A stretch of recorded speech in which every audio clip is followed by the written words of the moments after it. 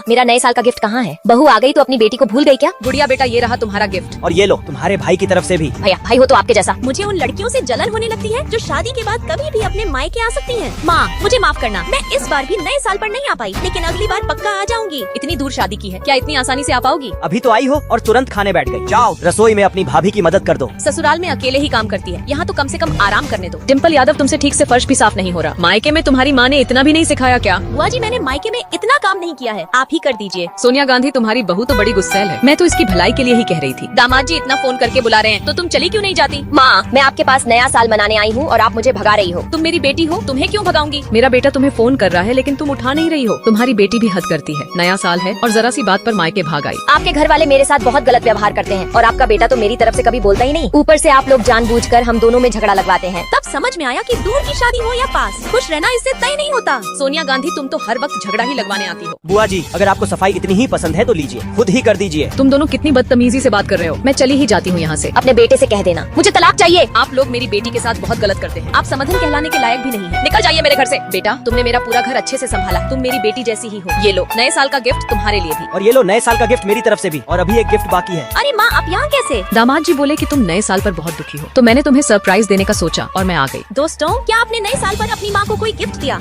माँ, मेरा नए साल का गिफ्ट कहाँ है? बहू आ गई तो अपनी बेटी को भूल गई क्या? गुड़िया बेटा, ये रहा तुम्हारा गिफ्ट। और ये लो तुम्हारे भाई की तरफ से भी। भैया, भाई हो तो आपके जैसा। मुझे उन लड़कियों से जलन होने लगती है जो शादी के बाद कभी भी अपने मायके आ सकती हैं। माँ, मुझे माफ करना, मैं इस बार भी नए साल पर नहीं आ पाई, लेकिन अगली बार पक्का आ जाऊंगी। इतनी दूर शादी की है, क्या इतनी आसानी से आ पाओगी? अभी तो आई हो और तुरंत खाने बैठ गई। जाओ रसोई में अपनी भाभी की मदद कर दो। ससुराल में अकेले ही काम करती है, यहाँ तो कम से कम आराम करने दो। डिम्पल यादव, तुमसे ठीक से फर्श भी साफ नहीं हो रहा। मायके में तुम्हारी माँ ने इतना भी नहीं सिखाया क्या? बुआ जी, मैंने मायके में इतना काम नहीं किया है, आप ही कर दीजिए। सोनिया गांधी, तुम्हारी बहू तो बड़ी गुस्सैल है। मैं तो इसकी भलाई के लिए ही कह रही थी। दामाद जी इतना फोन करके बुला रहे हैं तो तुम चली क्यों नहीं जाती? माँ, मैं आपके पास नया साल मनाने आई हूँ और आप मुझे भगा रही हो। तुम मेरी बेटी हो, तुम्हें क्यों भगाऊंगी? मेरा बेटा तुम्हें फोन कर रहा है लेकिन तुम उठा नहीं रही हो। तुम्हारी बेटी भी हद करती है। नया साल है और जरा सी बात पर मायके भाग आई। आपके घर वाले मेरे साथ बहुत गलत व्यवहार करते हैं और आपका बेटा तो मेरी तरफ से कभी बोलता ही नहीं। ऊपर से आप लोग जानबूझकर हम दोनों में झगड़ा लगवाते हैं। तब समझ में आया कि दूर की शादी हो या पास, खुश रहना इससे तय नहीं होता। सोनिया गांधी, तुम तो हर वक्त झगड़ा ही लगवाने आती हो। बुआ जी, अगर आपको सफाई इतनी ही पसंद है तो लीजिए, खुद ही कर दीजिए। तुम दोनों कितनी बदतमीजी से बात कर रहे हो। मैं चली ही जाती हूँ यहाँ से। अपने बेटे से कह देना मुझे तलाक चाहिए। आप लोग मेरी बेटी के साथ बहुत गलत करते हैं। आप समधन कहलाने के लायक भी नहीं है। निकल जाइए मेरे घर से। बेटा, तुमने मेरा पूरा घर अच्छे से संभाला। तुम मेरी बेटी जैसी ही हो। ये लो नए साल का गिफ्ट तुम्हारे लिए भी। और ये लो नए साल का गिफ्ट मेरी तरफ से भी। और अभी एक गिफ्ट बाकी है। अरे माँ, आप यहाँ कैसे? दामाद जी बोले कि तुम नए साल पर बहुत दुखी हो, तो मैंने तुम्हें सरप्राइज देने का सोचा और मैं आ गई। दोस्तों, क्या आपने नए साल पर अपनी माँ को कोई गिफ्ट दिया?